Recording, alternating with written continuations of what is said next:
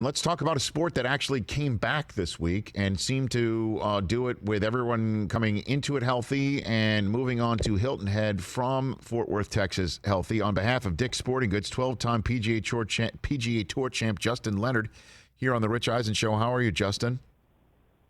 I'm good. So you go from Looney Tunes to me. That's pretty appropriate, I think. You know what, Justin? I think we're all of the same age. How old are you?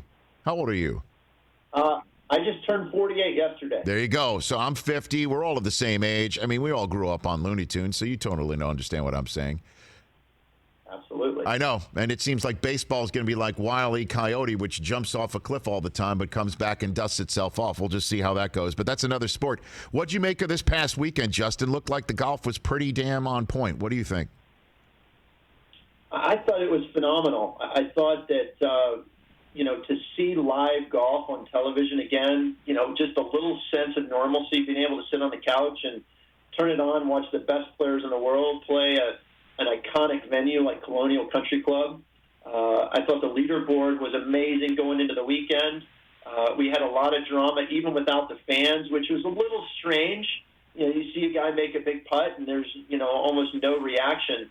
But this is where we are right now. I thought the players handled it beautifully. The PGA Tour, hats off to them. There's a lot of things that had to go well, a lot of preparations, and it all seemed to pay off beautifully. It sure did. A 10-week layoff is quite something, but I guess guys could have gotten out and just hit balls, and you could do that in your house. You could go somewhere, and it's clearer that everybody kept and stayed sharp. There's no doubt about that, Justin. Yeah, I think the guys that maybe live around some other tour players, I think of, South Florida or up in Jacksonville. I think of, Dallas, Texas, Phoenix, Arizona, guys where places where guys live, they're able to congregate, they're able to play against other tour players. I know a number of areas where they even had a couple of 2-day or 3-day events to kind of get in the process of putting a score up for 2 or 3 days. I know they did that with some of the guys that live at Sea Island, Georgia. They did it down in Dallas. So I think those kind of things help players stay sharp during that time off. So was University of Texas the last time you played golf competitively in front of no fans? Would that be the last time? No, there were a few rounds where I was playing very early on either a weekend or maybe even during the week where I didn't have many fans. But it's pretty rare for it to happen in front of, basically just somebody keeping your score and maybe somebody there with the television crew. So what do you mean? Like when you're beginning your time on the PGA Tour, you're saying you had nobody following you? I mean, there's always somebody there to give you a golf clap if you make your 5-footer or something like that, Justin. Well, there's a couple times when you make the cut on the number on a Saturday morning and you're going off at 7:30 by yourself. There may not be anybody out there other than the marshals. And so, but for it to happen for an entire week and for it to happen to guys like Jordan Spieth and Rory McIlroy and Jon Rahm, those guys haven't seen that for a very, very long time. I bet not. I don't know if you heard Xander Schauffele after his round, Justin, when he was talking to Nance on the broadcast, saying that the fans, had there been fans, the oohs and ahs about some of his misses might have pissed him off more, is what he said. Do you understand that one? Had there been fans? I do understand that because you don't want to elicit that kind of reaction from people. And I thought CBS, they're working, with a smaller crew, fewer cameras, and, 3 of the analysts were working remotely. I thought they did a great job in presenting live golf for the first time under all of these new rules and regulations that we're under. Justin Leonard, professional player, for 12-time winner on the PGA Tour here, courtesy of Dick's Sporting Goods. Would you have any concern about getting out there right now? What if you were playing on this current circuit right now, Justin? Would you have any problem getting out there right now? No, I wouldn't. I have a lot of trust in the PGA Tour in what they're doing, all that work that went into making, last week and the return to golf successful. The biggest task they have, they created this bubble, this envelope over the players, the caddies, the TV crew, the volunteers. Now they've got to basically move that bubble to Hilton Head Island, South Carolina. And for the guys that didn't play last week, they've got some extra steps as far as their testing protocols that they need to do in order to, gain entry into the tournament and into, the golf course there at Harbor Town. But I have a lot of trust in the PGA Tour. Jay Monahan and his staff have done an unbelievable job during these really strange and uncertain times of, bringing golf back to us in our homes. And I think it's going to help, the healthiness of the sport from, participation level. I think you're going to see a big increase because of the things the tour's done in order to get golf on TV and the fact that it's one of the few sports we can still play while maintaining a lot of the social distancing regulations that are in place. Justin Leonard here on the Rich Eisen Show. What's your proudest win from your career? What'd you say, okay, this is the one that stands out?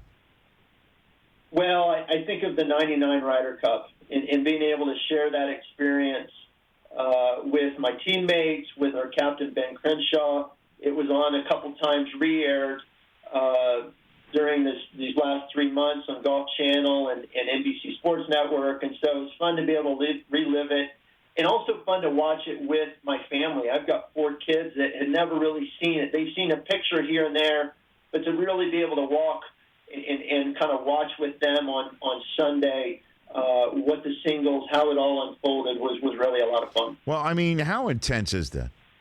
I mean, you could see it and on everyone's faces when there is one, but what goes through your mind when you are on that? I mean, you don't want to let down your teammates that the whole country's also watching. There's nothing pisses people off more than one would think is somebody some European that feels they're better than the Americans. I don't know where that comes from, but you just feel it in the pit of your stomach, certainly when you're watching it. I wonder what it's like when you're playing it.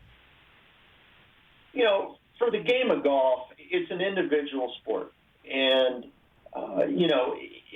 if a player misses a putt on any given week outside of a Ryder Cup or President's Cup, there's only a handful of people that are disappointed, unless it's one of the superstars and they've got a lot of fans. But even still, anytime if I missed a putt at a regular event, my wife would be disappointed, my caddy, this and that. But it's a very small amount of people. Then all of a sudden you get into the situation of a Ryder Cup where, you're playing for, peers, guys that you're trying to beat every week. You're playing for a captain who you've probably admired most, all, or some part of your career.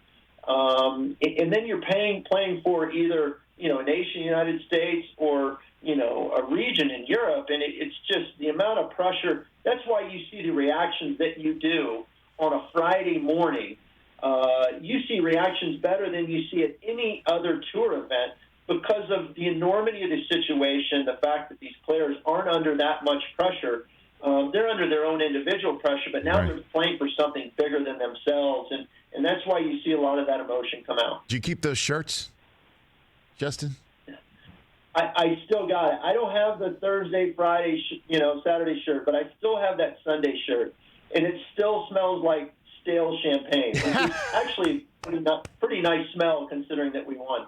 Well, I mean, you can't get that smell. It's 21 years. 21 years, man. That's crazy. I mean, that's absolutely insane. What are you doing for Dick's Sporting Goods right now? Where are you sensing that people are trying to get back out there, getting fitted for clubs, and beginning to start thinking about playing? I know. Yeah. My kids, we were watching the golf this week, and they're like, "Well, let's go hit some balls. Let's go those wiffle balls and start hitting them in the backyard." Right, and it's really a perfect time with summer golf courses. If they haven't been open, they're starting to open up. Father's Day is around the corner. My dad's coming up here in a couple weeks to play with me. I'm going to go swing by and pick something up for him. It's also a great time to drop hints for your kids. They've got all the technology available, and there's a lot of great things on sale here before Father's Day. And, again, you can check out at dicks.com or golfgalaxy.com for more information. Justin, I know you got to run. Appreciate the time. Let's chat again soon.